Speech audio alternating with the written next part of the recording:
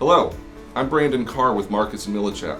I lead the Karr Self-Storage Team in our Fort Worth, Texas office, and in our latest Ask the Broker video, we wanted to talk a little bit about how interest rates could impact the value of your self-storage real estate moving into the second half of 2021 and beyond. During its April 27th policy meeting, the FOMC left interest rates unchanged and reaffirmed its commitment to keep rates low until the economy has recovered more fully from the pandemic. This is good news for owners and sellers of income-producing property because, all things remaining equal, low interest rates result in higher property values, and higher interest rates equate to lower property values.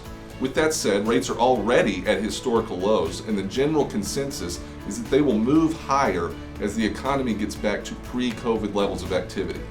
The question becomes, when will this happen? Well, the two biggest factors impacting the outlook on long-term interest rates are economic growth and the likelihood that such growth will lift inflation higher. When inflation becomes a concern, the traditional response is to raise rates. And as far as economic growth is concerned, activity is expected to rebound in the summer as the vaccine rollout helps slow the spread of COVID-19, allowing businesses and consumers to begin getting back to normal. Inflation is indeed likely to move higher as growth accelerates.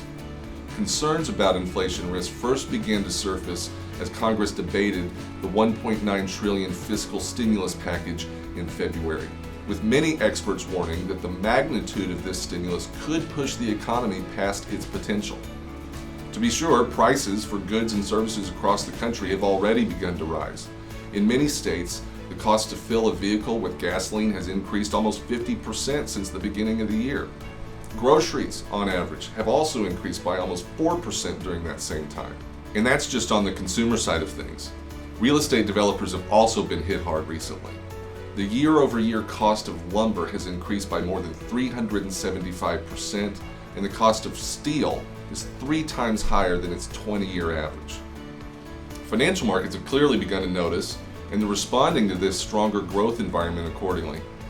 As an example, the yield on a 10-year Treasury note, which happens to serve as one of the primary foundations upon which commercial mortgage rates are based, rose from just above 1% in late January to 1.75% at the end of March. While it's true that rising inflation can result in higher property rental income, particularly in the self-storage industry, where leases are executed on a month-to-month basis, if you're thinking about selling 1 or 2 years from now, we encourage you to seriously consider the possibility that a higher interest rate environment could actually mean your property won't command as much in the marketplace as it would today, higher rents notwithstanding.